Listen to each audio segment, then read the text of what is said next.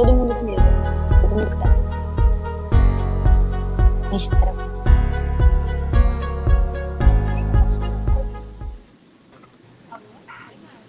Olá, boa tarde. Essa é a nossa terceira mesa do webinário Labs UERJ. Nessa mesa a gente vai falar sobre segurança pública e socioeducação. Eu sou a mediadora, Cindy Lobo, pesquisadora aqui do Labs e do Observatório Social da Operação Segurança Presente. E hoje a gente vai receber o Dr. Winchester Marreiros, delegado da Polícia Civil, o coronel da Polícia Militar José Augusto, o major da Polícia Militar Elias Cruz, também secretário de Segurança, Transporte e Trânsito do município de Queimados, Dr. Rodrigo Azambuja, da Defensoria Pública do Estado do Rio de Janeiro, André Almeida, doutor em Filosofia e sócio-educador do DEGASE, e Jaime Silva, coordenador de Segurança e Inteligência do DEGASE. A gente vai dar início, então, com o coronel José Augusto agora, por favor.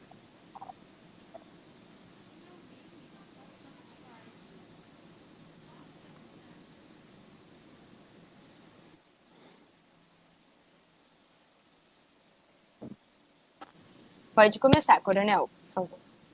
Boa tarde a todos e a todas. Uma honra estar participando desta mesa. Pode começar, coronel, por favor. Boa tarde a todos e a todas. Uma honra estar participando desta mesa. Pode começar, coronel. E a todos e a todas. Uma honra estar participando desta mesa. Deixa eu só ver aqui.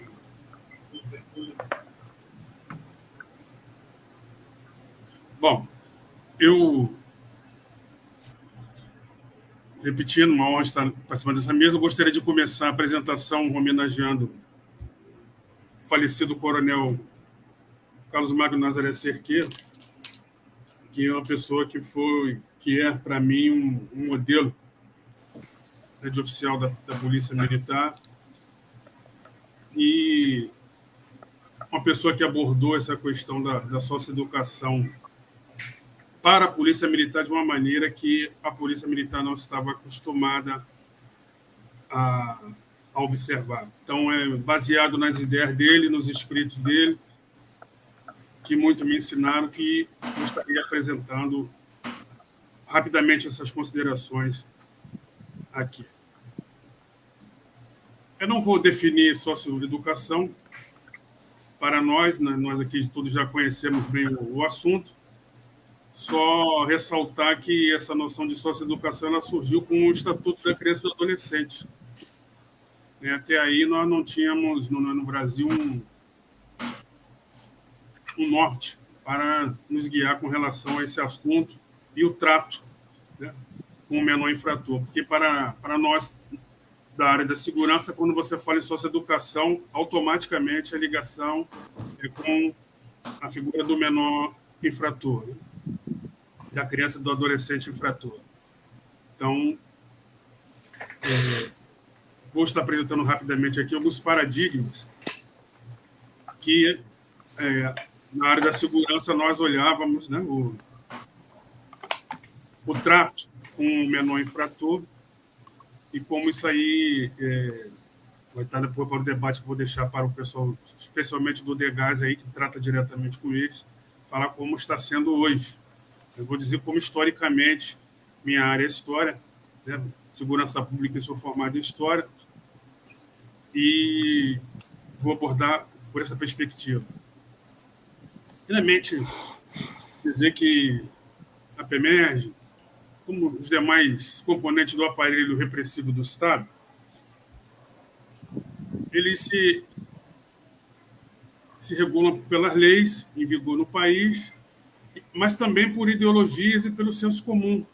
Então, às vezes, nós pensamos que somente a polícia, né, seguia apenas pela lei, o policial, principalmente o policial da ponta da linha, seguia apenas pelas leis que em vigor no país. Mas nós esquecemos que, na sociedade, muitas ideologias e muito do senso comum aí influencia a ação do policial.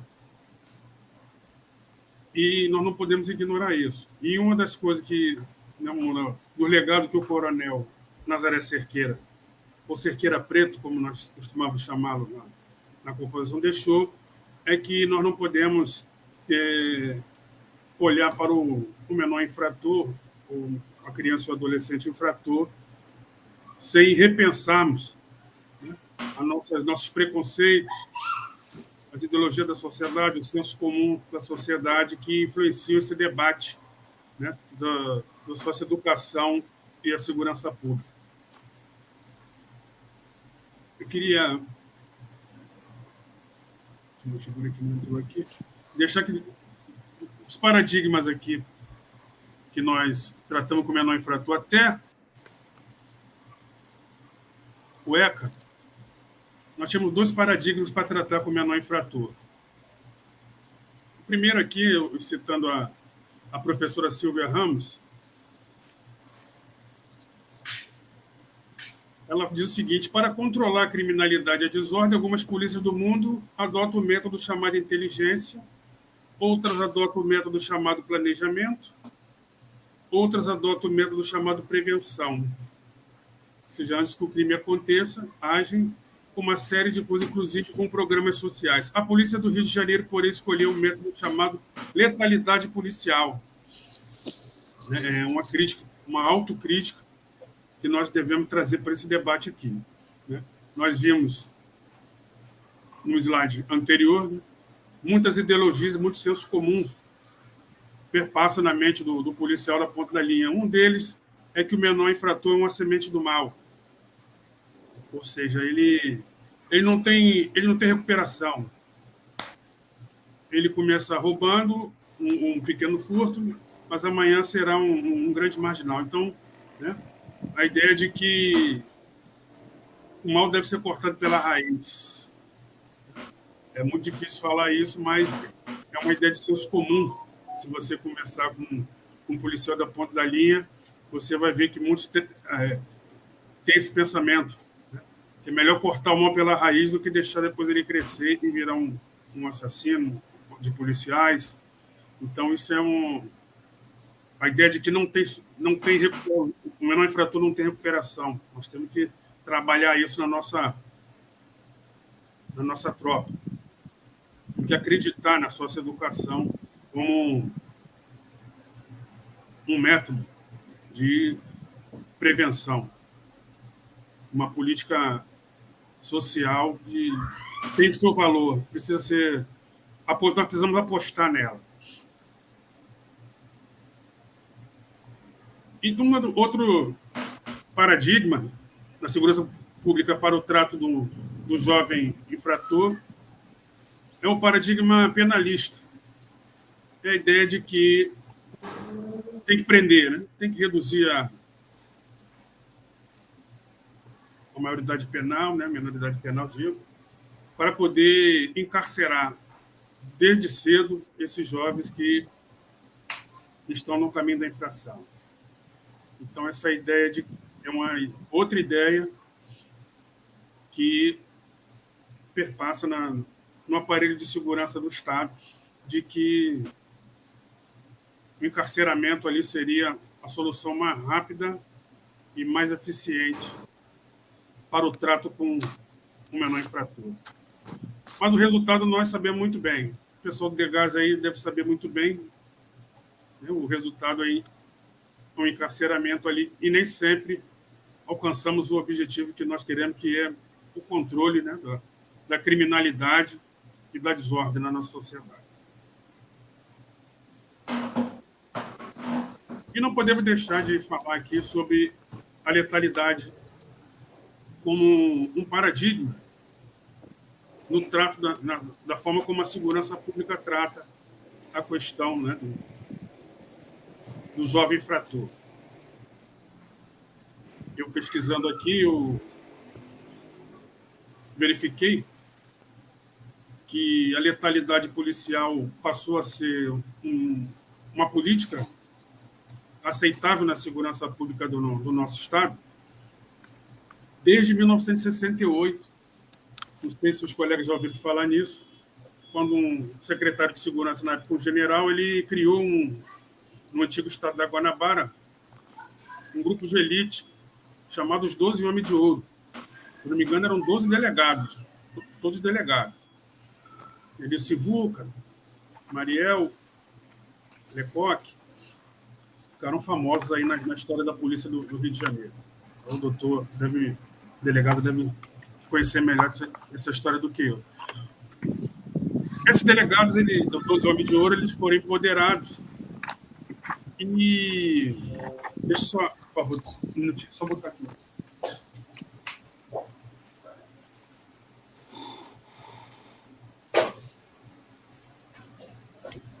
Desculpa, a bateria estava tendo, o laptop estava acabando. Bom, esses 12 Homens de Ouro, esses 12 delegados, eles tiveram liberdade de ação pelo secretário de Segurança para montar suas equipes. E eles atuaram, realmente eram homens operacionais. Quem aqui não ouviu falar do delegado Sivuca? E aumentou muito ali a letalidade policial naquela época ali, porque era uma política de segurança. Mas, paralelamente às equipes de busca e apreensão, cresceram também esquadrões, chamados Esquadrões da Morte, né, que atuavam fazendo execuções extraoficiais. Depois da fusão do Rio de Janeiro com a Guanabara em 75, a atividade desses Esquadrões da Morte se intensificaram na Baixada Fluminense. A maioria das vítimas eram jovens, negros, infratores, já com passagem pela polícia.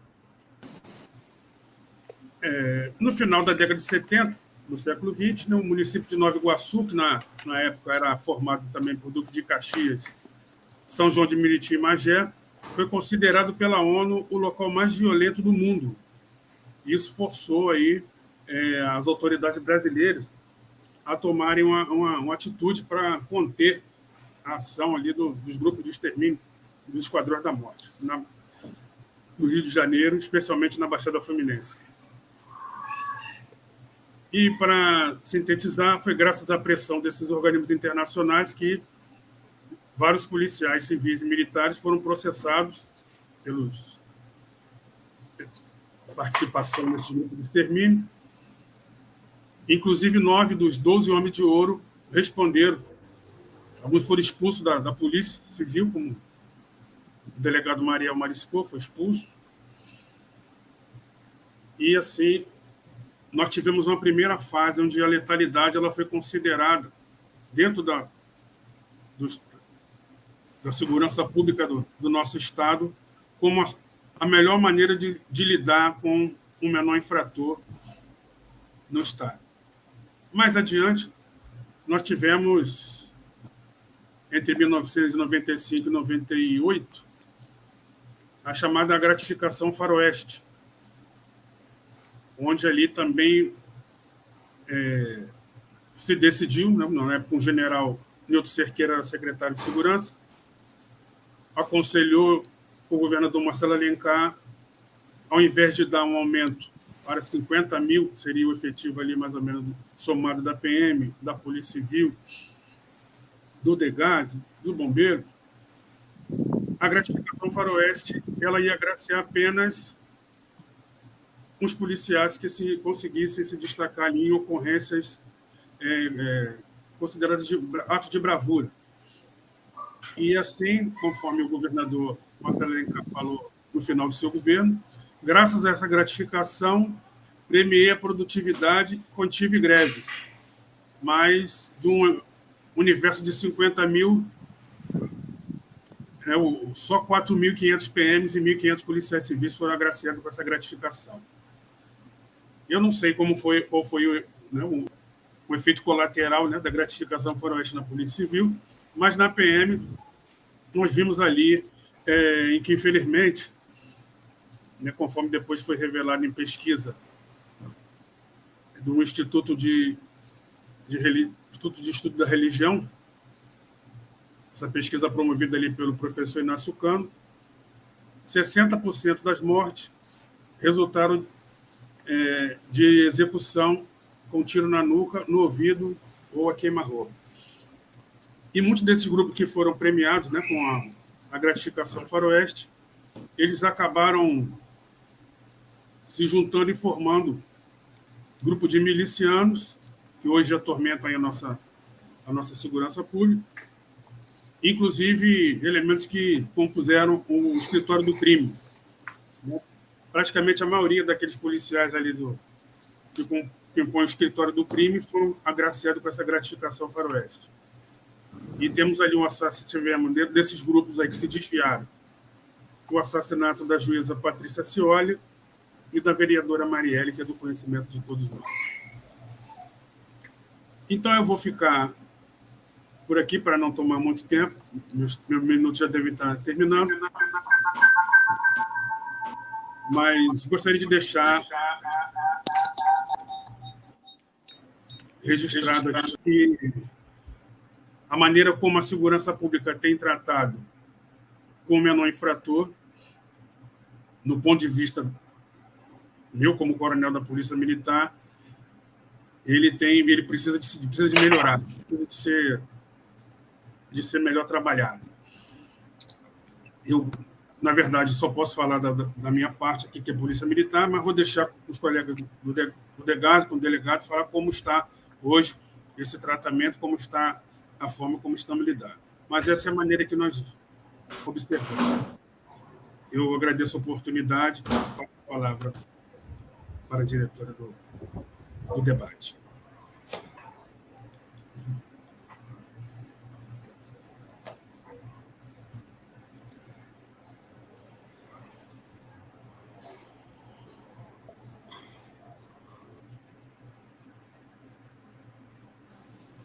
Obrigada.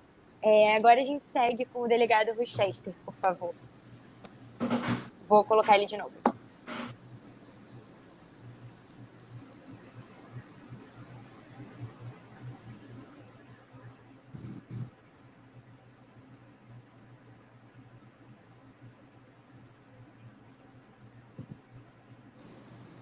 Teve algum problema aqui com a conexão dele, então eu vou passar para o Major Elias, pode ser?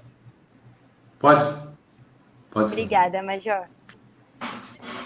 Boa tarde a todos. É uma honra estar participando desse seleto debate.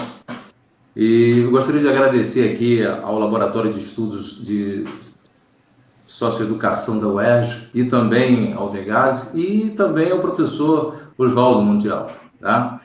É um prazer estar aqui. Quando a gente fala dessa questão do adolescente em si, da criança, do adolescente, nós vamos falar não apenas de números, né? Mas vamos falar de pessoas que sorriem, que se alegram, que entristecem, que sentem dor, que sofrem e que também morrem, né? E também amam. São essas pessoas que estamos falando hoje, né? E sobre esses adolescentes que entram ou no sistema aberto ou no sistema fechado, né? Porque lhes foram atribuídos atos infracionais. Vejo aqui, nessa discussão, eu acho que é fundamental, uma grande possibilidade do Estado cumprir e começar a cumprir, né, a sua obrigação de garantir uma série de direitos que esse adolescente que está agora aos cuidados do Estado foram preteridos, muitos direitos, e quando ele assume essa responsabilidade, ele tem aí a grande possibilidade de ceder, de dar, né, de atribuir a esses adolescentes, então, e garantir, né, esses direitos. E vendo isso de uma forma interessante, que aí o Estado deveria fazer um trabalho completo. Como um trabalho completo? Porque quando o Estado assume essa responsabilidade do adolescente que lhe foi atribuído um ato infracional, existem três coisas que, na minha visão, ela é de fundamental importância, que o Estado deveria fazer uma aproximação com a família, uma aproximação com a criança ou com o adolescente e com o município.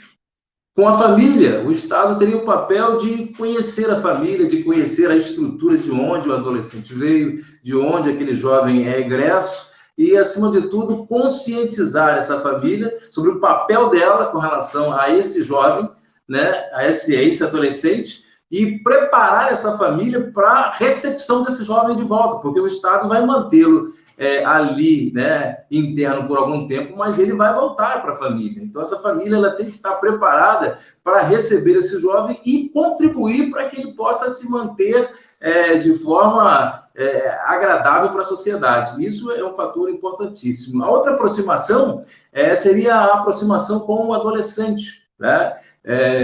Seria uma questão de buscar a confiança desse adolescente e, acima de tudo, fazê-lo pensar, fazê-lo refletir sobre os seus atos, sobre as suas ações, e dentro dessas ações, porque quando se busca confiança e se tem a confiança, para se aprender e para se modificar é muito melhor, né? A qualidade do aprendizado, a qualidade da mudança, ela é excelente acima de tudo, né? Isso vai refletir numa vida futura. E o terceiro ponto que eu disse, família, adolescente e município, a questão do município também é interessante com relação ao PIA, né, o Plano Individual de Atendimento. Esse plano deve ser um pouco mais ser colocado no sistema tanto do aberto quanto do fechado para conhecimento. E não só isso, a questão do município, né, na inserção desse jovem no mercado de trabalho, a inserção desse jovem na sociedade. Porque, às vezes, o Estado, quando ele sai do sistema, ele pode não ser bem acompanhado ou pode não ser acompanhado e se perder dentro do seu cotidiano. Então, é importante esse acompanhamento da família, do adolescente e também essa aproximação, né, da família, do adolescente e do município de onde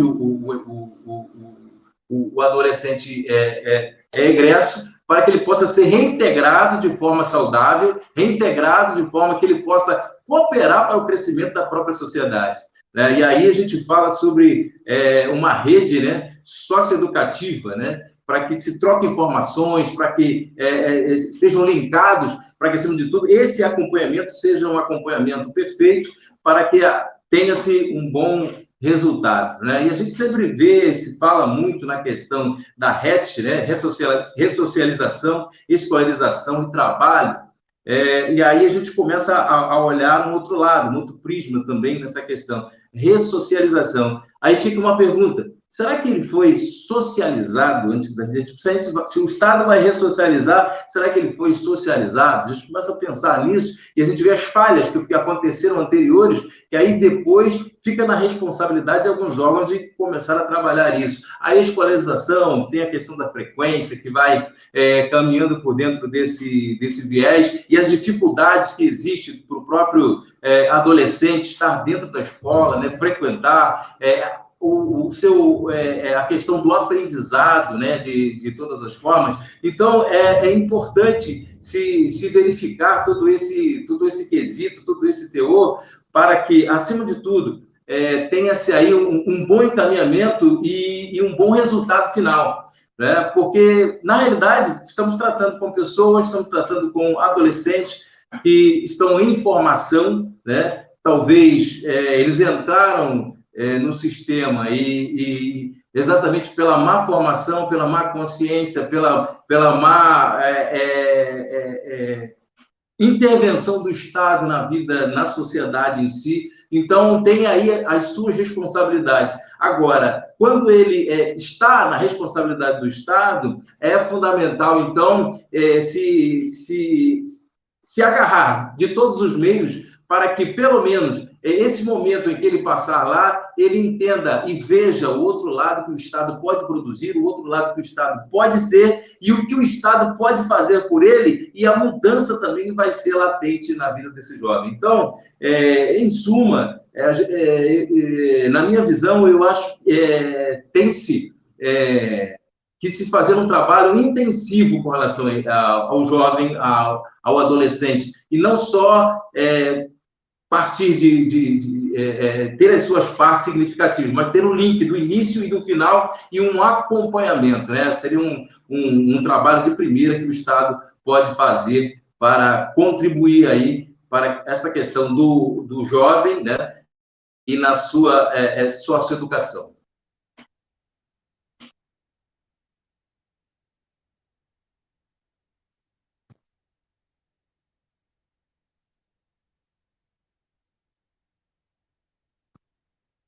Encerrei aqui. Obrigada, Major. Então, agora a gente pode dar continuidade com o delegado do chefe. Aí, na apresentação, ele vai entrar aqui de novo e a gente está terminando com ele.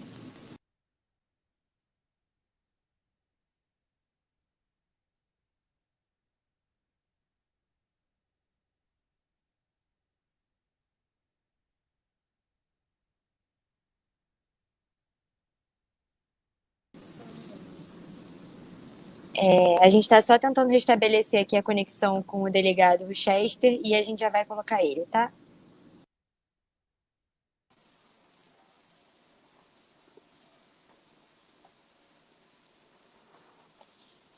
Vamos lá. Boa tarde. Pode Boa tarde, continuar, sim. delegado. Boa tarde. Primeiramente, desculpas a confusão com as conexões. Meu telefone está com pouca bateria, estava tentando deixá-lo carregando enquanto eu entrava pelo computador, sendo que a câmera do meu computador é uma câmera que fica mal localizada e ela não foca direito para que eu possa me manifestar, as pessoas possam me ver direito, me ver corretamente. Então, estava nessa troca de equipamentos, a gente não estava coincidindo com o mesmo timing junto com a Cindy, né? Então, na hora que ela falava de mim, eu saía, logo eu entrava, tinha outro colega palestrando. Então, foi até bom, porque assim eu consegui aprender um pouco mais antes de contribuir aqui com um pouco que eu posso com a Polícia Civil, né? A visão da Polícia Civil em todo esse cenário de segurança pública e socioeducação. Tema realmente complexo. A gente está aqui para plantar semente. Obviamente que não vamos, evidentemente, detectar aqui todos os problemas que a gente possui, mas acredito que cada um contribuindo com a sua fala, a gente possa detectar algumas fraturas, arestas que a gente possa trabalhar. E me parece que o coronel José Augusto, ele tocou num assunto muito importante, que é o senso comum que permeia não só o serviço público, segurança pública, mas todo o serviço público de forma geral e toda a população com relação ao trato que se deve ter com pessoas em conflito com a lei, não só os menores de idade, mas até mesmo os adultos.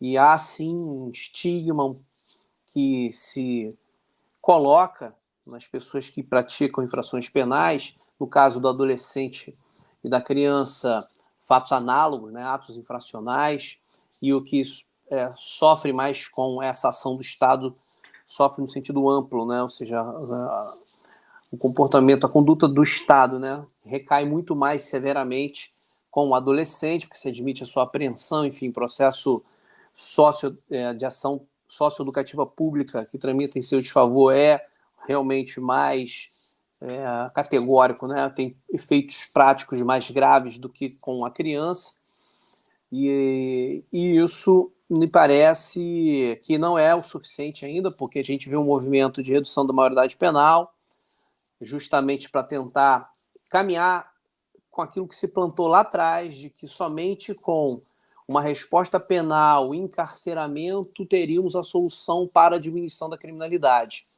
Isso é um erro grotesco, crasso, a demonstração de total conhecimento da história, de total conhecimento com os dados estatísticos que já temos, ricos, demonstrando que o aumento do encarceramento, o aumento das penas, enfim, o aumento da política criminal de encarceramento dentro da segurança pública acaba hipertrofiando uma parte da segurança pública que já não tem mais cabimento. O que nós temos é uma ausência do Estado em relação a outros vieses da segurança pública, também por desconhecimento do próprio conceito do que é a segurança pública. Me parece que se esquece que na Constituição da República a palavra segurança ela não aparece somente no artigo 144, ela também está no artigo 5º, que também é mal interpretado nesse aspecto, ao argumento, o artigo 5º, ao prever a segurança no caput, não é? O artigo 5º da Constituição é o artigo que traz as garantias e os direitos fundamentais, prevê que todos são iguais perante a lei, né? Diante aqui do nosso público heterogêneo, que estamos divulgando nossas falas para o YouTube, me permitam, me deem as devidas vênias para destacar aqui algumas palavras, né, da Constituição para que todos compreendam o que eu estou querendo dizer, até onde eu quero chegar. Então, o artigo 5º diz lá quais são as nossas garantias fundamentais, individuais, ou seja, o que nós temos de garantias contra o Estado, em que sentido? No sentido do que o Estado deva se abster de praticar determinados comportamentos e, em linhas gerais, permitindo uma maior liberdade de ação das pessoas e uma menor interferência do Estado nesse rol de liberdade, em razão da própria história de que demonstrou que quando a responsabilidade e o poder ele é monopolizado pelo Estado, por um único órgão, né? E estamos falando do início do Estado no século XV como Estado absolutista, é necessário se pensar que isso acabou gerando um efeito colateral muito grande e devastador, que foram os excessos. O Estado, então, ele praticava excessos, ele era arbitrário, justamente porque não havia como conter o seu poder. Então, o movimento constitucionalista, né, as constituições surgiram, não é? Dando um salto enorme na história, óbvio, justamente para criar, consolidar a ideia de separação de poderes, para que os poderes eles pudessem, conter o outro, para que os poderes pudessem não só conter um outro, mas também se autoconter. E o artigo 5º é uma autocontenção. No fundo, é uma autocontenção criada para que o Estado não esqueça da sua função, que é não só de garantir a liberdade, mas assegurar que essa liberdade seja exercida. Então, é por isso que está no artigo 5º segurança. Então, quando diz lá, todos são iguais perante a lei, sem distinção de qualquer natureza, garantindo-se aos brasileiros e estrangeiros inviolabilidade da vida, liberdade, igualdade e a segurança para um certo segmento doutrinário seria uma função de garantia de liberdade, das suas liberdades, das suas ações, certo? Contra, óbvio, poder arbitrário do Estado. O Estado não está aqui também para ficar omisso contra práticas abusivas das pessoas, com relação às garantias e direitos de terceiros. Tá? Então, tanto é assim que temos o direito penal, aí, o direito civil, quer dizer, todos os ramos dos direitos criando regras de convivência. O Estado, às vezes, é obrigado a intervir, óbvio, né? E justamente para garantir que essa liberdade seja não só resguardada pelo próprio Estado, mas protegida por ações do Estado. Ações do Estado, que estamos dizendo, dos seus agentes. Os agentes representam o Estado. Então, a polícia, né, o Ministério Público, a magistratura, certo? Todos aqueles, a Defensoria Pública, no papel também que tem hoje, né? E aí o nosso doutor Rodrigo poderá, obviamente, me corrigir, com a sua função de investigação nos inquéritos civis públicos, em busca, né, de proteção também de uma parcela, compartilhando com o Ministério Público a parcela de garantia de integridade, não é? Dessas liberdades através das ações civis. Então, também exerce ali, com certeza, a parcela de poder. Então, todos os atos advindos de agentes do Estado precisam respeitar as regras do jogo. Então, o artigo 5º traz a segurança justamente para que a liberdade das pessoas não sejam tolhidas fora das regras, porque, na verdade, elas podem ser tolhidas, porque a própria Constituição prevê essa divisão, essas regras de que, se violadas, o Estado poderá intervir. O caso da prisão em flagrante está previsto no artigo 5º da Constituição. Não é? Está previsto que ninguém pode ser preso, senão por ordem judicial ou presos em flagrante. Então, é evidente que aqui temos, óbvio, uma explicação bem mais complexa do que essa simplória que eu estou dando, mas, em linhas gerais, é uma função de defesa, uma função de proteção à liberdade. O artigo 6º também traz segurança. Também traz segurança. Está escrito lá: ação, direitos sociais, educação, saúde, alimentação, moradia, transporte e lazer, segurança. Então, há uma função de prestação social de segurança. Aí o Estado vem, então, criando uma estrutura de segurança pública para garantir a segurança, mas não é só segurança quanto a atos criminais. Segurança do trabalho, segurança de transporte, é segurança de uma forma geral. Então, segurança pública, para concluir esse tripé de funções da segurança pública, tudo isso estamos falando de segurança. E o artigo 144 vem dispondo: a segurança pública, dever do Estado, direito e responsabilidade de todos, é exercida para a preservação da ordem pública. E aqui o artigo 144 acaba fazendo um paralelismo, ou quase que trazendo a finalidade, né? Ele conceitua a segurança pública não pela sua essência, mas pela finalidade. Talvez seja eloquente essa redação, porque a Constituição ela trata de segurança em diversos pontos. Então não seria a função do artigo 144 realmente conceituar a segurança, para não enviesar a segurança no aspecto somente penal, mas trazer ali mais um viés da segurança pública, que é a preservação da ordem através da sua finalidade. Então, a finalidade do sistema de segurança pública, polícias, garantia da ordem.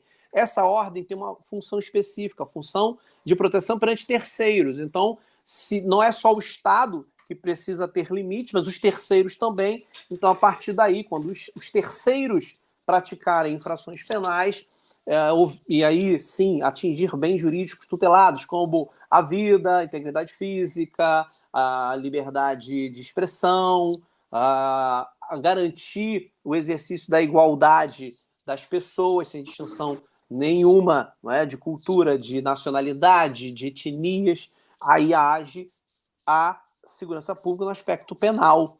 Então, esse aspecto de função perante terceiros seria o aspecto criminal, seria o aspecto penal. E me parece que as políticas socioeducativas, elas... parece que o senso comum ele acaba gravitando em torno de que a solução para a redução dos conflitos com a lei praticados por adolescentes e crianças, muito mais os adolescentes, obviamente, estatisticamente falando, está somente diante disso. Sendo que o capítulo da Constituição que trata desse aspecto está na proteção, no Estado como dever de proteção à família, não é? Proteção, e dentro da proteção à família temos a criança e o adolescente. Então, o artigo 200, e estou localizando aqui, eu tinha localizado, depois me perdi. Então, quando fala que em educação, traz o dever do Estado de garantir educação em todas as idades, a criança e adolescente. Quando você tem também a proteção, quando fala em proteção à criança e adolescente, também no capítulo da família. Então, nós temos proteção da criança e adolescente no capítulo da educação, no capítulo da família, e remete, quando se fala da parte criminal, é só o artigo 228 que acaba trazendo da parte criminal, um artigo só falando disso, que fala da inimputabilidade penal, dizendo que o menor de 18 anos é inimputável e, consequentemente, quem vai tratar, ele vai ser não responsabilizado, mas os atos praticados por ele serão tratados em lei especial, e a lei especial que está se referindo aqui, especificamente, a primeira delas, após a Constituição de 88, é o ECA, o Estatuto da Criança e do Adolescente, que vem ali um microsistema de proteção integral. e a Polícia Civil entra na parte investigativa dos atos infracionais praticados por crianças e adolescentes, na análise, no caso de apreensões em flagrante por atos infracionais, se ele precisa ser entregue aos responsáveis ou se vai ficar apreendido à disposição da Justiça, com primeiro contato na Justiça depois da delegacia com o Ministério Público e através da oitiva informal. Então, toda essa estrutura da parte penal, criminal, que faz parte da segurança pública, mas não é exclusivamente esse o papel da segurança pública. Se nós não nos preocuparmos no exercício da função de segurança, que está previsto no artigo 5º, no artigo 6º, no 144, ou seja, fizemos uma análise contextualizada de segurança pública, e conscientizarmos as pessoas e capacitarmos os nossos agentes públicos de que é através desse caminho que vamos, talvez, diminuir, né, melhorar aí, reduzir danos dos efeitos colaterais das ações policiais, que são quase que treinadas para agir como se somente eles fossem a solução para a criminalidade, a redução da criminalidade. Na verdade, isso é uma falácia. É necessário que outros agentes funcionem nisso, na educação, na família, e, portanto, não é a Secretaria as secretarias de polícia que vão solucionar essas questões. Então, a contribuição que eu posso deixar aqui é de que, quando se fala em estrutura do Estatuto da Criança e Adolescente, como, por exemplo, de amparo à criança e adolescente, com abrigos através de conselhos tutelares, o que a gente vê é uma total, uma falta de capacitação muito grande, nessa seara, uma falta de conhecimento dessa seara, uma falta de estrutura do Estado, por exemplo, se eu quiser, numa infração penal, uma criança ou adolescente vítima, realizar uma escuta especializada, eu não tenho, na minha delegacia, à disposição uma equipe multidisciplinar, ou pelo menos na rede do município, uma equipe à minha disposição, ou que esteja à disposição da estrutura, não a minha delegado, falando da estrutura em si, né,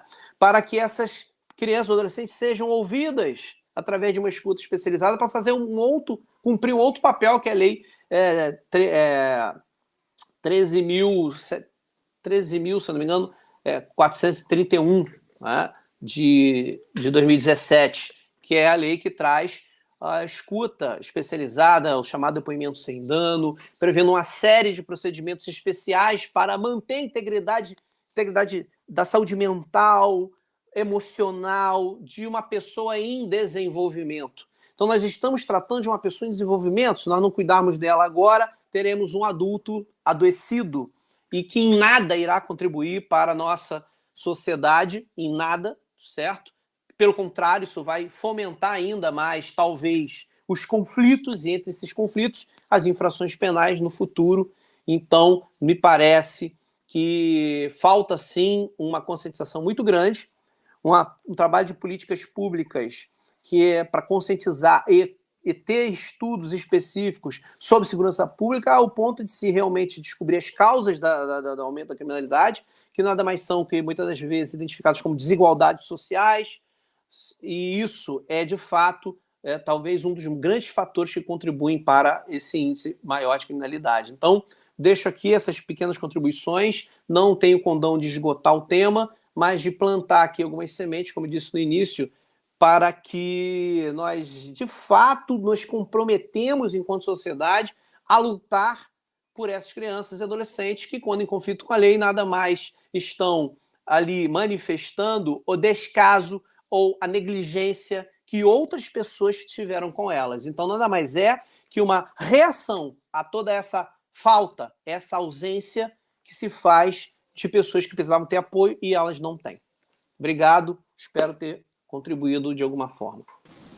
Obrigada a você, delegado. Agora a gente segue com o Dr. Rodrigo Azambuja, por favor. Boa tarde a todas e todos. Vocês me escutam bem? Beleza. Eu escuto. É um prazer enorme dividir a mesa com todos vocês. Eu que, como é que eu vou dizer assim, atuo na parte do sistema de justiça, essa mesa é bastante plural, com agentes que integram forças policiais, agentes também que integram o sistema socioeducativo aqui do Rio de Janeiro. Então, acho que a troca de ideias vai ser muito proveitosa nessa tarde. Eu sempre tenho comentado a questão do sistema socioeducativo e segurança pública, porque venho, Rochester, André, Coronel José, me opondo veementemente a que os órgãos gestores, né, do sistema socioeducativo integrem o rol de pessoas, não de pessoas, de órgãos que sejam encarregados por zelar pela segurança pública, porque eu acredito que os objetivos de cada um deles é completamente distinto. O Rochester falava, né, da Constituição Federal, e aí existe uma opção muito clara pelo Constituinte, em 1988, pelo tratamento diferenciado dos adolescentes, que são os meninos e meninas com menos de 18 anos, quando praticam uma conduta que é parecida, aí o Rochester falou o nome mais jurídico, análoga, né? Análoga a crime. E parecida no sentido de semelhante, só a única coisa que diverge é o fato dele ter menos de 18 anos de idade. Essa opção foi muito clara lá no artigo 228, e depois ela refere que uma lei educativa vai ser editada, que foi o Estatuto da Criança e do Adolescente, que regulamentou não apenas esse artigo, mas também o artigo 227, que assegura uma série de direitos a esses meninos e meninas, e já se baseando um pouco numa compreensão internacional do fenômeno e num ditado africano de que é preciso ter uma vila, né, para cuidar uma comunidade inteira, para cuidar de crianças, atribuiu essa função não apenas à família, que é o primeiro lugar de cuidado, de socialização daquele menino, daquela menina, ao Estado e também a toda a sociedade, né? E essa opção na Constituição por tratar de forma diferente o adolescente é uma opção que vem de convenções internacionais, vem de achados mesmos médicos e biológicos a respeito do desenvolvimento humano, em especial do desenvolvimento do próprio córtex cerebral, que indicam que os adolescentes, e até Rochester, mais do que os de 18 anos, ainda estão com o córtex cerebral, sobretudo a parte, né, do lobo frontal, que vai cuidar de resistir a tentações, provocações, ainda em desenvolvimento, e por isso que a resposta tem que ser diferenciada. É lógico que a gente tem que... alguns sistemas usam alguns critérios não apenas biológicos, mas biopsicológicos, e aí vão admitir, por exemplo, que em alguns casos concretos se façam algumas análises para que aquele menor de 18 anos de idade acabe sendo julgado como adulto. Então, alguns sistemas nos Estados Unidos funcionam assim, na Inglaterra também, mas aqui a gente optou para evitar um subjetivismo muito grande, que esses meninos fossem julgados de forma diferente do que os adultos. A gente já passou por várias etapas, né, no tratamento com criança e adolescente. O Coronel José Augusto mencionou uma etapa, né, da indiferença penal, que eram tratados de forma igual, depois a doutrina da situação irregular, em que eles eram objetos de intervenção, e por isso talvez que essas fases ainda deixaram a boca dos operadores, e aí falo tanto dos operadores do direito, como dos operadores também do sistema de segurança, do sistema socioeducativo, um pouco torta, e muitas das nossas ações acabam sendo impregnadas por esses momentos anteriores, né? A gente às vezes muda um pouco, mas o ser humano ainda não se adapta a essa mudança e acaba reproduzindo, então, padrões de conduta orientados por um sistema anterior. E quando a gente vê, então, que existe uma justificação médica, científica, para um tratamento diferenciado, a gente sempre tenta, e percebendo, então, que essas necessidades específicas do adolescente, a gente sempre tenta apartar o sistema socioeducativo daquele sistema de segurança que vai, então, ser dirigido à proteção da ordem pública, do patrimônio e da vida e da integridade física da coletividade, e daquele sistema que vai ser encarregado de, ao lado da família, ensinar aquele menino a ser um ator social, a construir projetos, sonhos, longe da infração, que é o objetivo específico do Sistema Nacional de Atendimento Socioeducativo. E isso tudo tem uma razão de ser. Se a gente equipara, né, insere o sistema socioeducativo na segurança pública, a gente pode incutir uma falsa ideia naqueles encarregados da aplicação e da execução do próprio sistema, e eles, uma vez não compreendendo o seu próprio papel, podem desvirtuar-se dos seus objetivos primeiros, que, como eu disse, são apartados do sistema de justiça criminal dos adultos por conta desse conhecimento e dessa evidência. Tem uma regra internacional, inclusive, que diz que a adolescência, esse processo de amadurecimento, muitas dessas características antissociais de infração desaparecem com o mero crescimento, né, daquele indivíduo e, portanto, inclusive, devem se evitar, muitas vezes, recursos aos processos judiciais, o que mostra que a lógica de um sistema é bastante diversa com outra. O Chester vai lembrar que a ação penal é sempre obrigatória, né, salvo em alguns poucos crimes, mas por quê? Porque são aqueles bens jurídicos mais graves lá que acabam sendo vulnerados com a prática criminosa.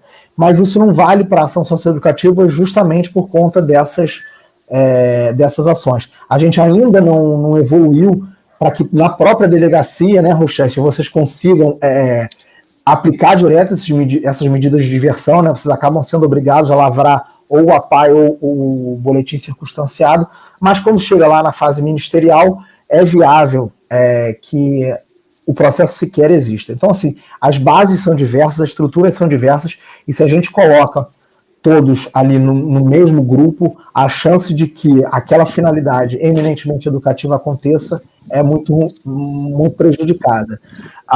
É lógico, e o André fala muito disso, que a segurança é importante como um meio para atingir aquela finalidade do próprio sistema socioeducativo, né? O André fala, inclusive, do uso, às vezes, protetivo da força quando aquele adolescente está ali num ambiente e acaba, né, criando alguma confusão e começa a causar prejuízos a si próprio e a necessidade, então, de alguma intervenção, logicamente, restrita àquela finalidade e absolutamente necessária àquela finalidade, né, esses padrões de necessidade e adequação, mas para intervenção nessa perspectiva protetiva apenas e não sancionadora, não como uma forma de sanção. A gente aqui no estado do Rio de Janeiro, infelizmente, vivencia um período em que alguns setores tentam, né, fazer essa equiparação e colocar os agentes socioeducativos dentre aqueles encarregados pelo exercício da segurança pública. A gente acha que isso viola a Constituição, não só por conta desse tratamento diferenciado que eles devem ter dos adultos, mas também porque o rol lá do artigo 144 é taxativo, e o Supremo já falou isso em diversas oportunidades. Os agentes não estão inseridos no Sistema Único de Segurança Pública também, né? Há um veto expresso do presidente Michel Temer à época, dizendo que os sistemas são diversos, se orientam por bases e lógicas diversas, e, portanto, não há por que se equipará-los. É lógico que esses trabalhadores merecem toda a nossa deferência e merecem ser qualificados, remuneração adequada, isso tem previsão nas leis internacionais, talvez mereçam um regime de aposentadoria também diferenciado, afinal de contas, lidar nesses espaços de privação de liberdade pode ser mais estressante, mas nada disso autoriza a fazer essa equiparação.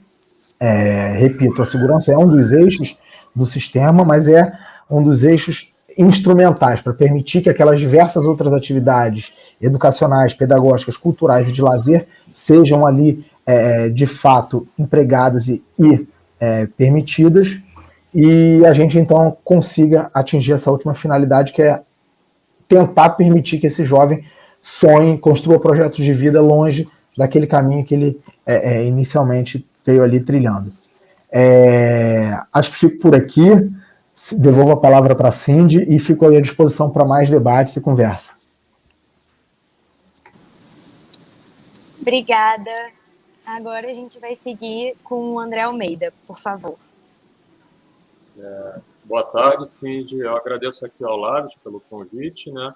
E fico feliz de estar nessa mesa, né, com vários atores do sistema de garantia de direitos, né? Vários atores da socioeducação. Enquanto executor de medida, tem eu e o Silvio aqui, né, representando o Degase, mas todo mundo aqui, de certa forma não, efetivamente é um ator do sistema socioeducativo como um todo. E aí, né, entrando dentro dessa questão, que é uma questão que ainda dá muita dificuldade de entendimento, né, e se a gente pensar na própria questão dos operadores do sistema socioeducativo, né, da questão da identidade, né, pensando essa questão da segurança pública e da socioeducação.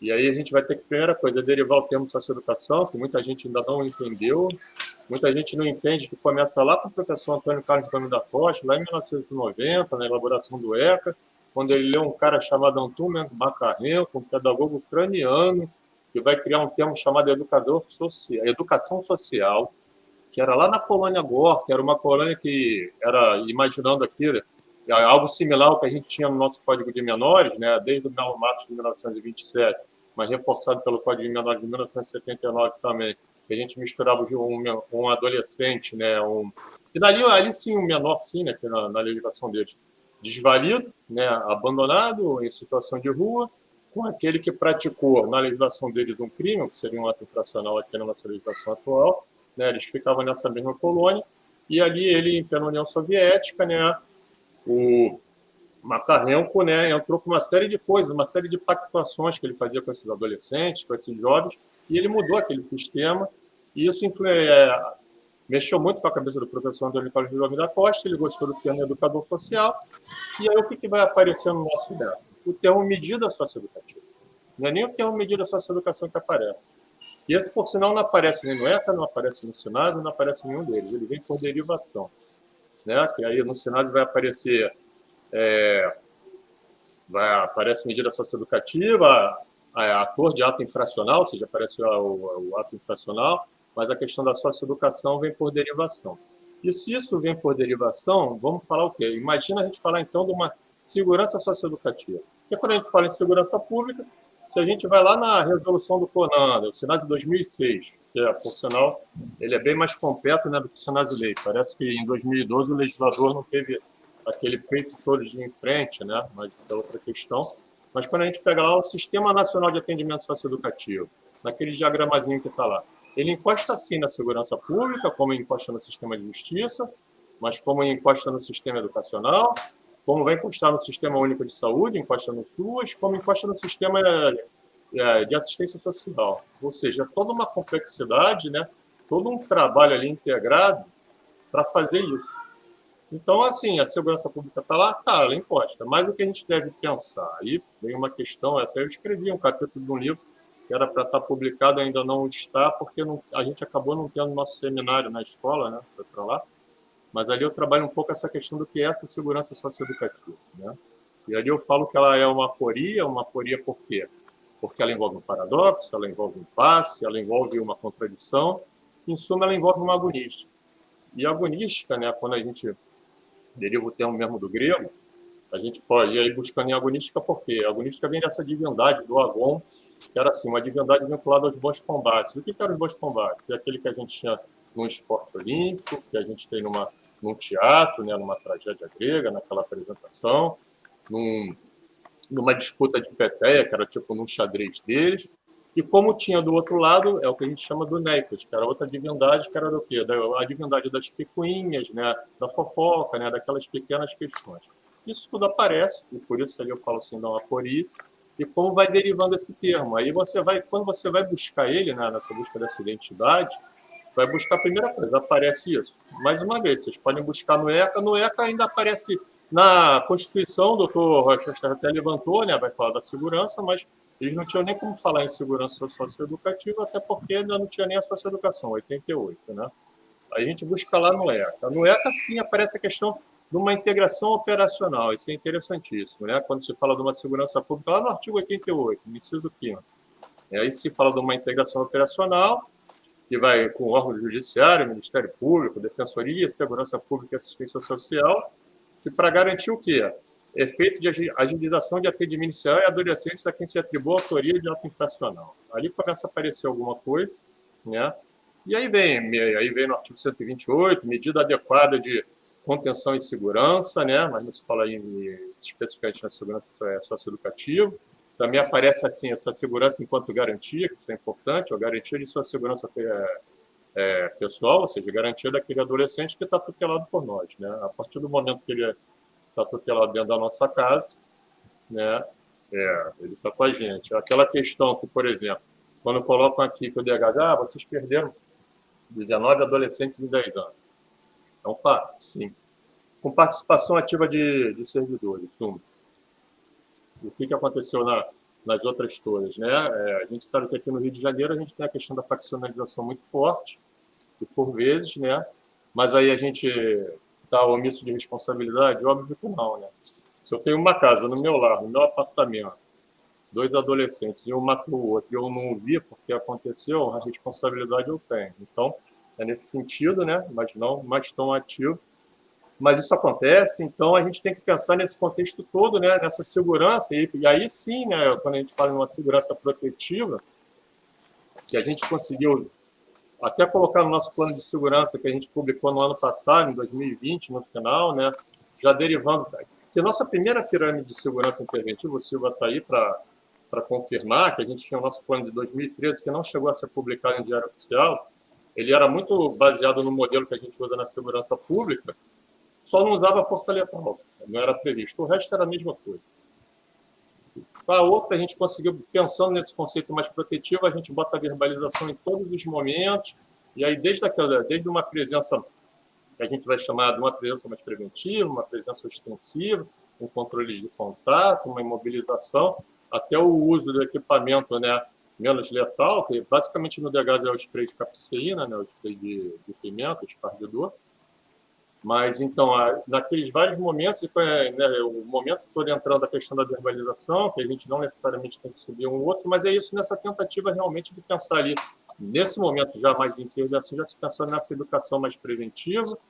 Ali no nosso plano, a gente consegue, outra questão que a gente coloca, quando a gente fala do plano, a gente fala que a segurança ali aparece, né, como atribuição de todos que trabalham no sistema socioeducativo, e não só do agente de segurança socioeducativa. Esse, sim, aparece como função principal na questão mais da intervenção, como o próprio gestor da unidade. Mas todos os operadores, ou seja, um técnico, né, seja um psicólogo, uma assistente social, um enfermeiro, uma cozinheira, todo mundo que está ali numa unidade socioeducativa, é importante conhecer aquilo, os mecanismos de segurança. Como eu falo muito, imagina uma plataforma da Petrobras. Não precisa ser da brigada de incêndio para ter conhecimento das regras de segurança. Quem trabalha no hospital, agora com a pandemia isso ficou claro, né? Tem uma série de questões de segurança ali, para não haver, de biossegurança, para não haver contaminação. Então, né, a ideia de uma segurança socioeducativa, né, entra muito nessa questão preventiva, sim, e em algumas questões. Claro que há questões internas, né? E aí vem uma questão que não é só do servidor do sistema socioeducativo, mas como já pontuou, o coronel pontuou, o delegado, de questões que vêm, né, de certa forma, é um fruto da nossa herança colonial, realmente, né? Esse desejo, eu falo muito que é o desejo de Melo Matos, né, que ainda permanece, né? Ou seja, daquele código minorista que está aqui, daquele modelo antigo. A gente sabe que a socioeducação também ela nasce de uma praxis, por quê? Por mais que tenha vindo a lei, mas era algo que já acontecia, né? A gente herdou o quê? Todo o sistema FEBEM e FUNABEM veio para a socioeducação como um todo quando veio para os estados. Ou seja, vem dessa praxis que a gente está adequando a outra, para esse sistema socioeducativo, dessa socioeducação, que é uma coisa inédita no mundo, né? Que no mundo todo era delinquência juvenil. Hoje a gente olhar para o Uruguai já fala também em medida socioeducativa.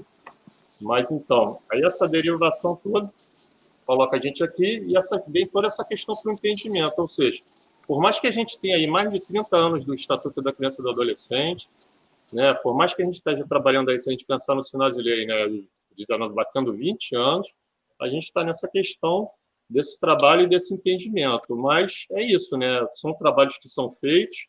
A gente tem um documento que está em elaboração, que é importante, né? Que ficou parado, que é do FONUCREAD de 2018, quando ali se trabalha uma série de responsabilidades, se pensando nesse conceito maior de segurança socioeducativa. E ali a gente pode falar, por exemplo, numa segurança primária de prevenção, onde vem uma pactuação, por exemplo, de um protocolo de segurança preventiva, envolve brigada de incêndio, isso a gente não pode esquecer, no DEGASE não foi uma vez só que aconteceu isso, né, deles, por exemplo, de adolescente tacarem fogo em colchão, e aí ele fica aquela porta muito quente, eles correm para dentro do banheiro, acende a água, mas imagina uma fumaça de um colchão, vira aquela fumaça preta, aquilo vai intoxicar, e como aquilo esquenta a porta para abrir, se não tiver aquele alicate para, né, para abrir, todo um mecanismo, dá problema sim. A segurança da inteligência é fundamental, né, com inteligência, tudo na prevenção. Né, um controle efetivo de vagas, e isso ajudou muito, né, a decisão da segunda turma do STF, que basicamente acabou com a superlotação, mas aí pensando no DEGASE, resolveu tudo? Não resolveu. Por que não resolveu? Porque, infelizmente, ainda temos unidades que não estão nos moldes do quê?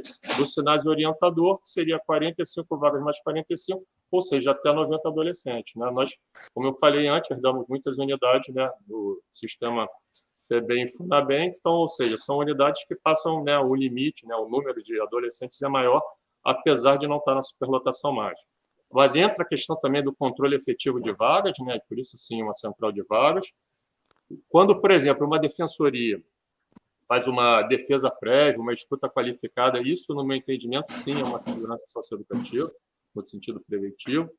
Quando atua o Ministério Público também numa escuta qualificada, e se a gente pensar que o Ministério Público, no Brasil, é um promotor de justiça, né? A gente não é um promotor de acusação, ainda que assim, às vezes, ele tenha que atuar, mas não pode esquecer isso, ou seja, a gente não está na justiça estadunidense aqui, como alguns o pensam, né, ou querem fazer, mas a gente pode passar, por exemplo, depois de uma segurança primária, a gente pode pensar, sim, numa segurança secundária, dentro desse conceito de segurança socioeducativa, já se falando numa conscientização, e aí entra a prática restaurativa, né, e como aí a gente pode ter, tanto no campo judiciário, como no próprio campo do executor de medida, como a gente tem aqui o nosso núcleo, né, de justiça restaurativa no DEGASE. Pode-se pensar em ações reflexivas, né, do por que se cometeu aquele ato ou não, entra todo um trabalho em cima do PIA, né, essa questão do envolvimento com as facções, que é uma coisa muito séria, implicação da família, a família atuando, e temos, sim, né, o campo já mais, né, quando a gente pensa no campo terciário, já pensando numa responsabilização efetiva, né, e aí, assim, né, a gente tem que pensar, assim, nas corregedorias atuando, né, para aqueles servidores que não necessariamente não precisa ser servidor, né, mas quem estiver atuando ali no sistema socioeducativo, que se excedeu, né, se assim agiu, né, ela está atuando. A implantação do regime disciplinar para os adolescentes, como é previsto nos sinais de lei, né, um regime disciplinar, né, e também administrativo para os servidores, como se funciona, né, o código de ética. Aí, se tiver sanção disciplinares, que isso passe por uma comissão de avaliação, né, para os adolescentes ou até para servidores. E aí, no último esfera, tem a questão da responsabilização, sim, na esfera criminal, penal, se for necessário, para quem for aí, tanto para servidor ou para aqueles que já são maiores de 18 anos, se assim o cometerem, né, algum novo ato aqui, que seja, né, análogo ao crime, aí já seria aquela questão do jovem adulto, né, que nós também temos no sistema, porque é aquela grande questão que eles podem ficar até os 21 anos. Então, nós temos jovens adolescentes e temos jovens adultos cumprindo medida. Inclusive, quando a gente pega a estatística de quem está cumprindo medida, a gente sabe que cresce muito a partir dos 16 anos, vai no 17, aí vem no 18 lá em cima também, né? Porque são aqueles que estão cumprindo, estão dentro do sistema, ou às vezes evadiu, aí recebe um novo MBA, um mandado de busca, retorna para o sistema, né? E tem essa série de coisas. Então, é toda essa reflexão que fica aí para a gente, de sim, né? Eu acabo não respondendo, né? Que é por isso que eu falei para vocês, é muito mais uma aporia, né? Que é tentar entender isso, como isso funciona, e pensar sim uma segurança socioeducativa. Aí eu acho que aí a identidade Eu acho que tem estado que avançou um pouco mais disso. Eu gosto muito de pensar no Distrito Federal, eles falam da ser criança, né? Aqui no Rio de Janeiro, talvez um dia, se a gente tiver uma secretaria própria, talvez uma subsecretaria com a identidade sim própria de sócio-educador. Por exemplo, a gente está trabalhando o nosso código de ética, a gente tem uma minuta, não está pronto. Ali a gente coloca o sócio-educador como um todo para evitar também essa divisão de categorias, senão fica um lado, ou é educação, é sócio-educação, ou é segurança, ou é aqui. E não é isso, essas questões cindidas, divididas, só dificulta esse trabalho socioeducativo realmente, que não é fácil. E aquela questão que até o diretor-geral do DEGAS usou hoje na abertura, quando ele coloca que, eu sempre falei muito, que socioeducação não se faz sozinho, né? Ninguém consegue fazer socioeducação sozinho. A gente tem que atuar em rede mesmo, né? Ombrear para poder trabalhar e assim fazer. Então fica essa reflexão da gente pensar realmente, né, o que seria essa segurança socioeducativa. E assim, uma segurança assim, num conceito mais holístico, né? E muito com esse viés protetivo, né? E claro que sim, envolve responsabilização também, né? E por vezes, né, em fases assim, fase para atuar na crise, por isso sim, um plano de segurança, né, operacional socioeducativo, com tudo previsto ali, né, e como atuar nessa crise, como fazer mais interventivo, mas são várias fases para evitar cada vez mais precisar chegar naquilo. Eu acho que é isso, né, já estou me excedendo no tempo, fica essa reflexão para a gente aqui.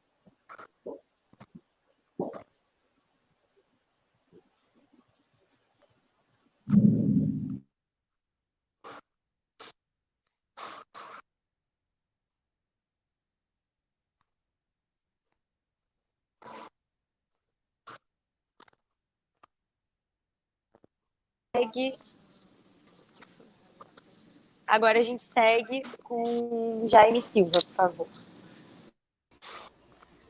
Boa tarde, obrigado, Cindy. Boa tarde a todos. Nossa, que aula, hein? E ficar por último para fechar essa mesa, uma responsabilidade grande diante de tanto conhecimento, né, e tanta fé nessa missão que é a socioeducação.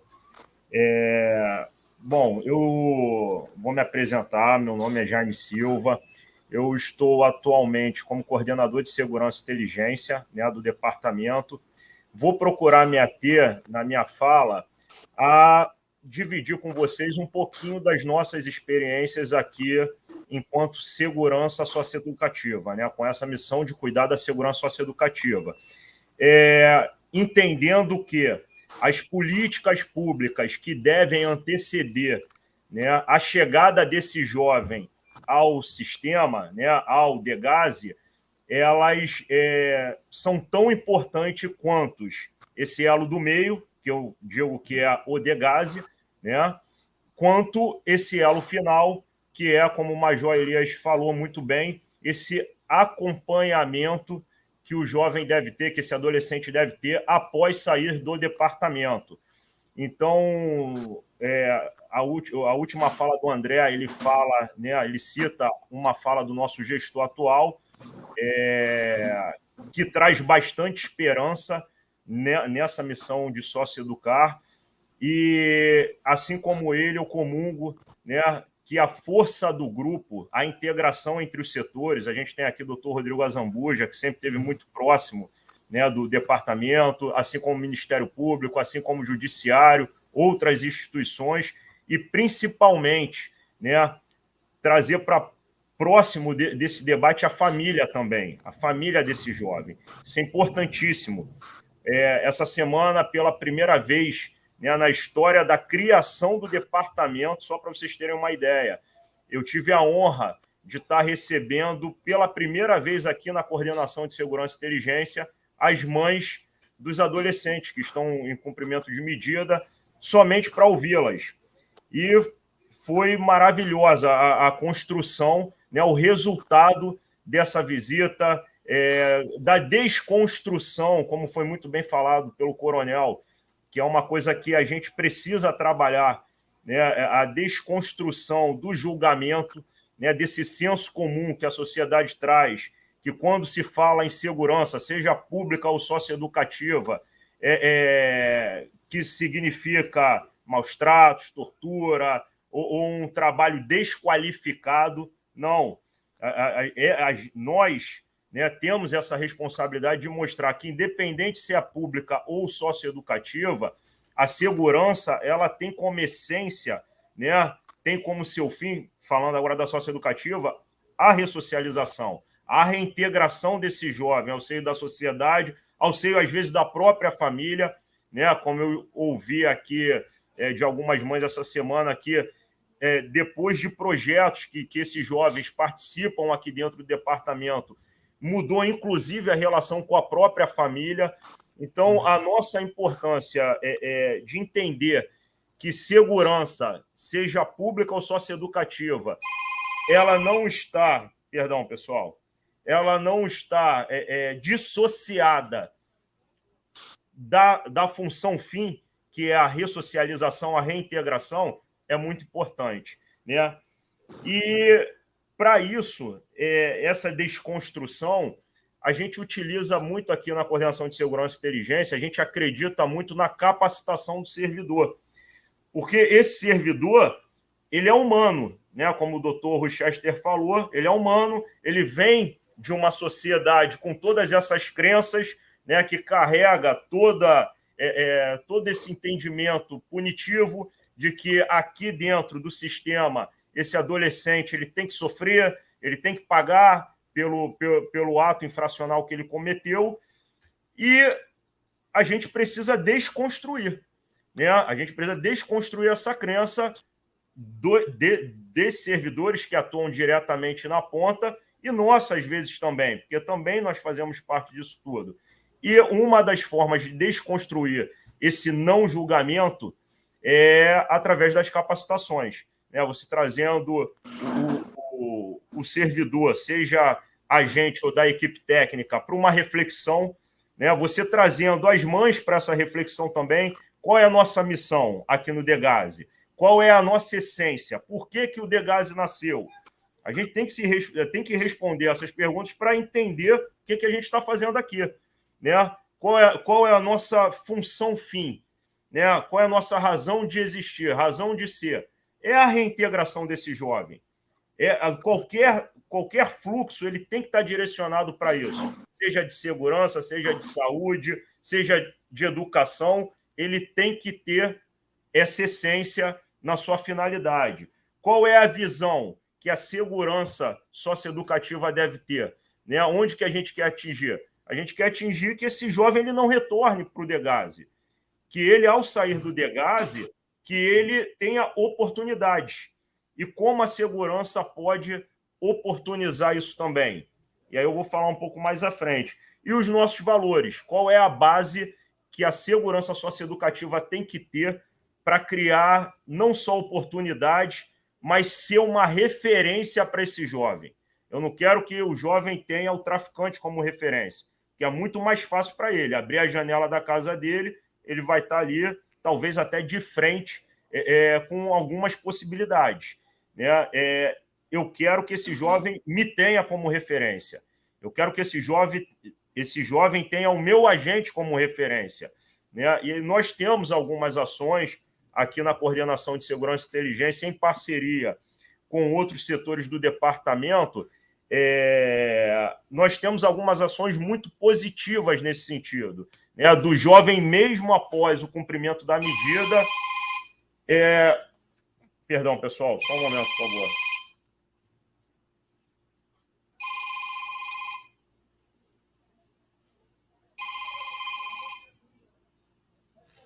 Desculpa, pessoal, estou desligando aqui meu celular. Vida de coordenador de segurança e inteligência do Degase. É assim, 24 horas, 7 dias por semana. Mas vamos lá. Voltando à minha fala, nós temos algumas ações, né, alguns programas aqui pela Coordenação de Segurança e Inteligência do departamento, que talvez seja de desconhecimento, né, das pessoas que estão nos assistindo, em parceria com outras coordenações aqui do departamento, para criar projetos para esse jovem. Nós temos um projeto hoje que é pioneiro no Brasil, que é utilizando a sinoterapia, ou seja, a terapia com cães. é um projeto que já é utilizado bastante na Europa para ressocialização, né, de internos, no próprios Estados Unidos também, bastante utilizado, e no socioeducativo nós fomos os pioneiros. E tem tido um resultado, a gente tem tido um feedback das mães desses adolescentes que participam desse projeto, que não tem dinheiro que pague, né? Ali a gente vê que a nossa missão, a nossa razão de ser, realmente está sendo atingida. Ou seja, o nível de reincidência desse jovem que passa pelo projeto é baixíssimo, né? Isso é um indicativo bastante significativo. E o próprio comportamento. O objetivo dos nossos projetos não é mostrar para esse jovem o que está errado, e sim trazer ele para uma reflexão de que ele é muito mais do que às vezes ele se enxerga, que ele tem muitas possibilidades, né, que realmente a vida não é fácil, né, a gente entende isso, mas que ele pode ir além. Então, esse é o grande objetivo. Nós temos também, para atuar de forma preventiva, para adolescentes, né? Nós temos um projeto em escolas que é com o nosso grupo de gerenciamento de crises, né? O Grupamento de Ações Rápidas, o GA, é um grupo que tem como missão gerenciar crises dentro do departamento, como o André falou, crises que fujam, né, da rotina, ali, do controle das unidades. E esse grupamento ele tem uma palestra que se chama Gerando um Amanhã Responsável, utilizando a sigla inicial do grupo, que a gente leva para a escola uma reflexão sobre o tema liberdade. A gente tem uma mídia que vende para esses jovens uma liberdade sem limite. Eu sou jovem, eu posso fazer o que eu quero e tudo bem. Né? Como eles falam na linguagem deles, não vai dar em nada. E a gente mostra de forma muito didática e pedagógica que não é bem assim. Você tem a sua liberdade e a sua liberdade ela termina onde a lei diz que tem que terminar. Né? A partir do momento que você utiliza a sua liberdade e ultrapassa essa fronteira da lei, você está sujeito às consequências. E o tema, né, o impacto que essas palestras também causam, a gente já passou por diversas escolas no Rio de Janeiro, mais de 1.000 jovens atendidos nas palestras, pais também participam, o efeito reflexivo é imenso, né? É fazer o jovem entender que, sim, você tem liberdade, porém ela deve ser gozada com responsabilidade, porque, caso contrário, existem consequências. Né? Então, é um trabalho além extramuros, né? A gente trabalha com o adolescente aqui dentro, mas também a gente se preocupa em ir além dos muros do Degase, fazendo de forma preventiva e reflexiva. O André falou da JR, não estava nem na minha pauta, não, mas eu gostaria de dividir isso com vocês. Nós trazemos também a justiça restaurativa no pós-crise. Né? No pós-crise. A gente tem agora uma parceria com a JR para que, no pós-crise, esse adolescente ele possa ser ouvido e a gente possa se aproximar dele no pós-crise para entender o que motivou, de repente, um comportamento desviado, de que forma a segurança, né, pode ajudá-lo, de que forma a gente pode melhorar esse ambiente. Então, assim, a necessidade da gente atuar em todas essas frentes é exatamente porque a gente entende que a nossa missão ela vai além da segurança, além desse nome, segurança socioeducativa. Né? Como os autores costumam dizer, a segurança ela não se define em si mesma. E a gente acredita muito nisso. Né? Nós temos um corpo de servidores realmente abnegados. Quem não vive essa rotina aqui dentro do departamento não imagina o quanto esses servidores eles trabalham, seja a área administrativa, técnica, operacional, o quanto que eles são abnegados, né, e missionários, que eu digo que são missionários, não são nem servidores do Estado, são missionários que acreditam e têm fé nessa ressocialização, né, nessa nossa atividade fim. E para encerrar aqui, para não ultrapassar a minha fala, né, eu só queria dizer que o nosso principal objeto de proteção é, de fato, a socioeducação, que nós estamos abertos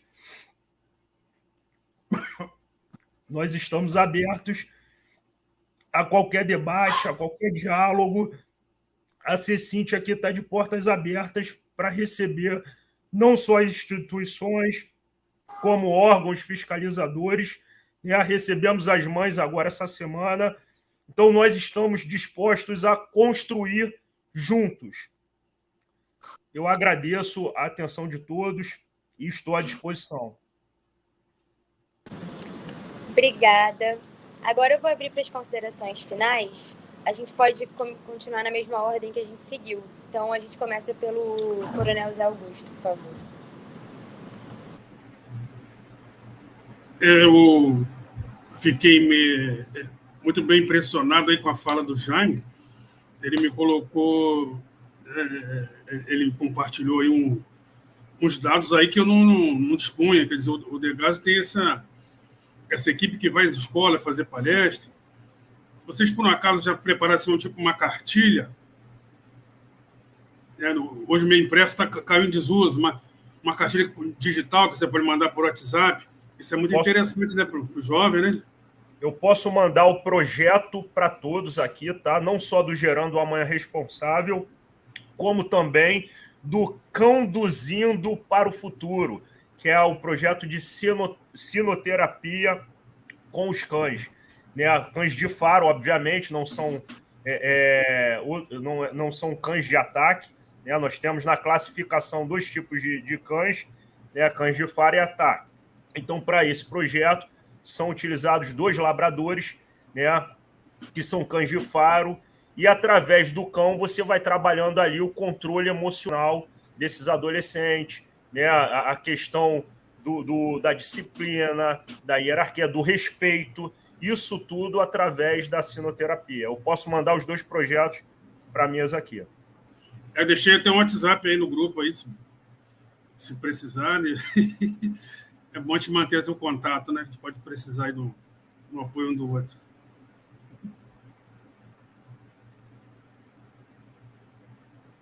Cíntia, eu passo a palavra.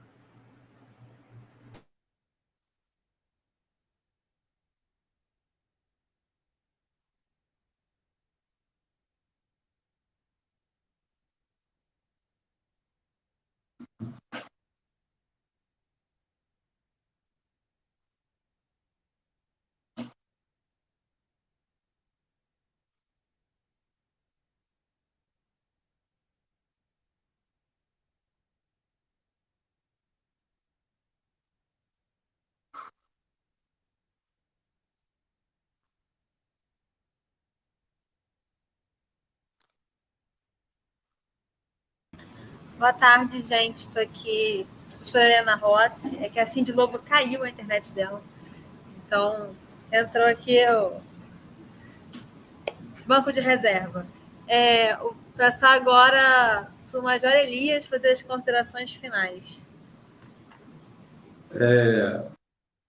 É interessante que a gente aprende muito, né? Hoje foi um aprendizado tremendo. Eu acho que os participantes aí puderam contribuir muito bem, e a gente viu que é possível fazer uma rede socioeducativa para construir e para termos um final diferente, né? Que normalmente a expectativa daquele interno de que eles possam se perder ao sair do internato. Agora, é interessante a gente ver esse acompanhamento, interessante a gente ver o trabalho que é feito lá dentro, a humanização das pessoas com relação a esse trabalho. Isso aí é fundamental, porque trabalhando com pessoas, a gente tem que agir humanamente. Isso aí a gente viu aí no próprio depoimento, foi muito bom, muito produtivo.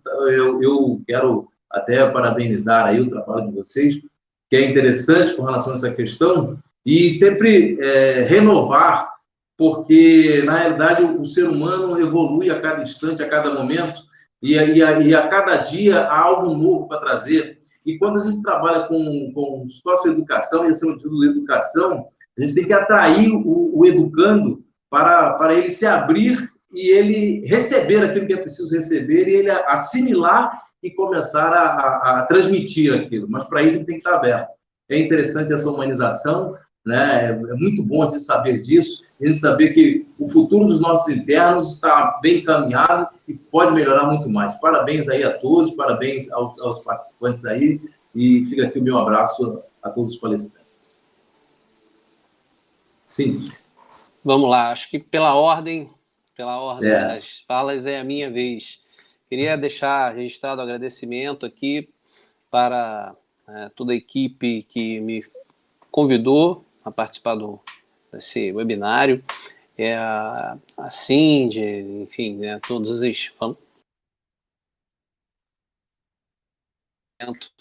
de todos que estão nos bastidores produzindo esse importante evento. Parabenizar a exposição de todos os colegas, né, que participam desse cenário de promoção de justiça, e a gente tem também uma falsa ideia de que justiça ela se limita ao acesso ao judiciário. Na verdade, justiça é um conceito extremamente amplo e vai muito mais além do que isso. No momento em que, por exemplo, se conquista um jovem desse, que em um determinado momento da sua vida se viu envolvido com um conflito com a lei, mas depois consegue compreender e refletir sobre seus atos e trazer a família em todo esse contexto e esse engrandecimento, esse empoderamento, isso é também, né, a verdadeira justiça. Nada adianta nós termos uma decisão confirmando que aquela pessoa praticou aquele ato infracional, etc., mas se no curso do cumprimento daquele... óbvio, né? Se todas as prevenções falharem, e certamente vão falhar, quando chega na etapa do cumprimento das medidas, esse acompanhamento, esse trabalho que o senhor vem fazendo, que eu particularmente desconheço totalmente, que deixo registrado a ver total falta de conhecimento de todos esses projetos que são, assim, extremamente importantes, são de um brilhantismo que merecia maior divulgação e que não há dúvidas de que essa etapa faz parte dessa etapa da entrega da verdadeira justiça, que na verdade é a recuperação, digamos assim, né? Se é que eu posso falar em recuperação, mas do envolvimento desse adolescente, da sua família, e o comprometimento com a própria sociedade de tentar ser uma pessoa melhor, né? Todos nós lutamos diariamente para sermos uma pessoa melhor. Então, me parece que as instituições deveriam também pensar que elas deveriam ser cada vez melhores, e eu acho que para que isso aconteça é preciso que houvesse uma maior cooperação entre elas, né? Um maior diálogo entre as instituições. A gente vê a promoção de cooperação jurídica internacional, cooperação entre as instituições previstas em lei, na lei da organização criminosa, mas não precisa chegar a essas circunstâncias gravíssimas para que as instituições cooperem. Elas precisavam de cooperação antes. Como podem contribuir para uma melhor entrega de uma tutela de uma forma mais humanizada, como deixou aí bem claro o Major, e o Jaime falando também em cooperação. Enfim, quis aí prestigiar todos que brilhantemente se manifestaram aqui. Deixo também a minha manifestação de disposição para ter também acesso a tudo isso e ser mais um agente de divulgação, de compartilhamento dessas importantes iniciativas e execuções que estão sendo feitas pelo sistema do DEGASE. Obrigado. Obrigada a você, delegado. Agora a gente segue com o doutor Rodrigo Azambuja, por favor. Eu já, caminhando para a conclusão, vi que uma pessoa de nome Gláucia perguntou se eu poderia citar as principais leis que regem a vida profissional do agente socioeducativo. Como esse é um serviço que ele é estadual, vai haver, então, 27 leis que podem regulamentar essa profissão. Não há uma legislação nacional. Existem, nas regras mínimas para o tratamento de adolescentes das Nações Unidas, um capítulo inteiro que cuida dos funcionários. E aí eles dizem que, na parte mais importante, que a administração deverá selecionar e contratar cuidadosamente pessoal de todas as classes e categorias, já que o bom andamento dos centros de detenção depende da integridade, atitude humanitária, capacidade e competência dos funcionários para tratar os jovens, assim como seus dotes pessoais para o trabalho. E aí, em outro dispositivo, fala da remuneração adequada, etc. Então, a gente tem esse regulamento internacional e depois cada estado aqui no Rio de Janeiro, Espírito Santo, cada um deles vai regulamentar um pouco a profissão. Fico feliz de ouvir do Jaime esse contato com as mães aí na CECINT. É muito importante que elas devem já tem previsão no Sinasa, né, participar do PI, dessas ações todas que vão ser realizadas com adolescente. Afinal de contas, como eu falei, a família, né, esse primeiro lugar de cuidado, de socialização dele, e ele, uma vez terminada a medida, vai voltar para esse lar, para essa casa, né, Jaime? Então, cuidar dessas famílias, cuidar de quem cuida desses jovens também é importante, não só do socioeducador, mas também das próprias famílias. E agradeço mais uma vez a oportunidade de estar aqui compondo a mesa.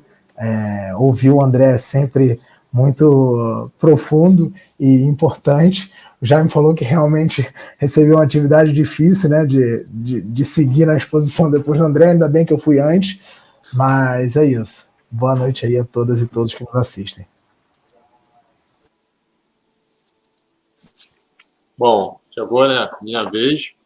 Eu queria, na verdade, agradecer a mesa, né, a todos que estiveram aqui. Eu acho que só engrandece essa questão, né, dessa divulgação, né, desse trabalho, do trabalho socioeducativo, da socioeducação. Isso, e para a sociedade como um todo, né, não só para os atores do sistema, mas talvez até mais para quem é de fora, né, isso é cada vez mais importante. Envolve, sim, essa dimensão cultural de passar o que é isso, né?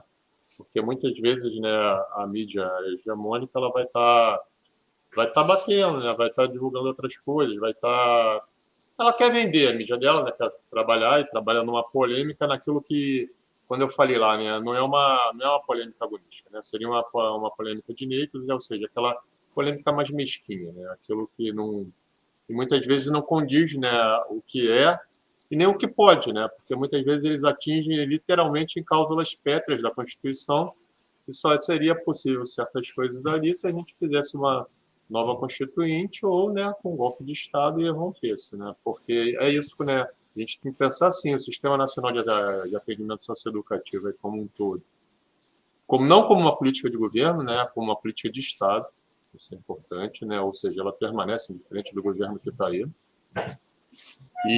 E outra coisa que fica muito, e isso eu falo para todo servidor que eu dou, seja ele quando está entrando no sistema, né, no curso de formação, e aí servidor é das diversas categorias, a gente, é indiferente da categoria. Por exemplo, todos passam comigo no prevenção e combate à violência institucional, ou na estrutura do DEGAS, uma série de que a gente ministra ali junto à escola, ou na formação continuada, né? Seja como o Silva colocou, pela divisão de capacitação prática, né? A gente tem uma série de formações, e eu falo muito assim, né? Quem falar para vocês que socioeducação é fácil, mentiu, porque ela não é fácil, né? É uma questão que a gente carrega, mas a gente percebe que aqueles que se envolvem com a socioeducação, ela também o é, aí no sentido mais luz, é quase como uma cachaça, né? O cara entra naquilo, é difícil de largar, porque acaba entrando no sangue, né? E acontece até, né, com quem é, né, como os outros atores, né, não necessariamente o executor da medida, mas que também entram ali na socioeducação, tem aquilo, né? Fica ali, né? Então, quem não é, acaba saindo realmente, né? Geralmente sai nos 3 primeiros anos, ele vai fazer outra coisa.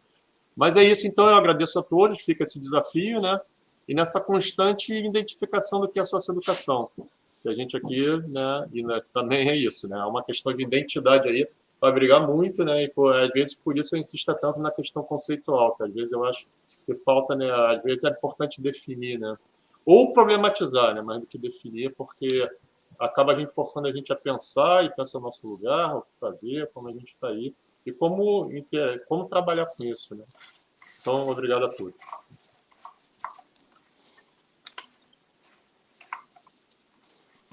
Obrigada. A gente está com um probleminha de conectividade, aí eu entrei aqui no computador da Helena, que estava melhor.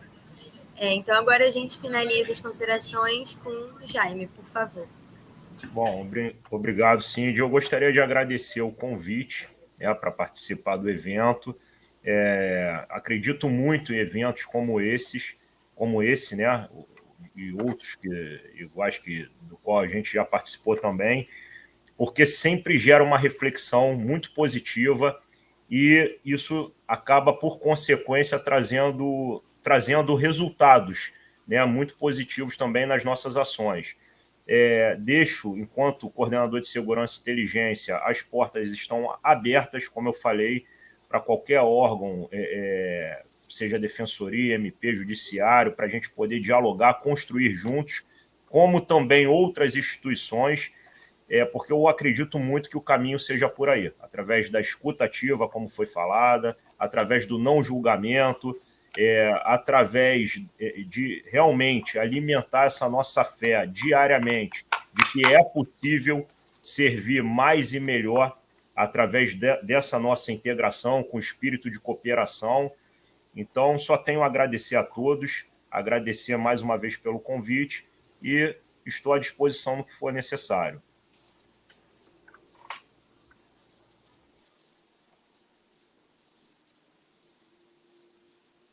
Gente, então eu gostaria de encerrar essa mesa agradecendo a todos vocês que falaram aqui hoje, que deram tanto material para a gente discutir, debater, e também a todo mundo que está assistindo de casa. Muito obrigada, uma boa noite, e eu espero que tenha sido um debate frutífero para todo mundo. Boa noite.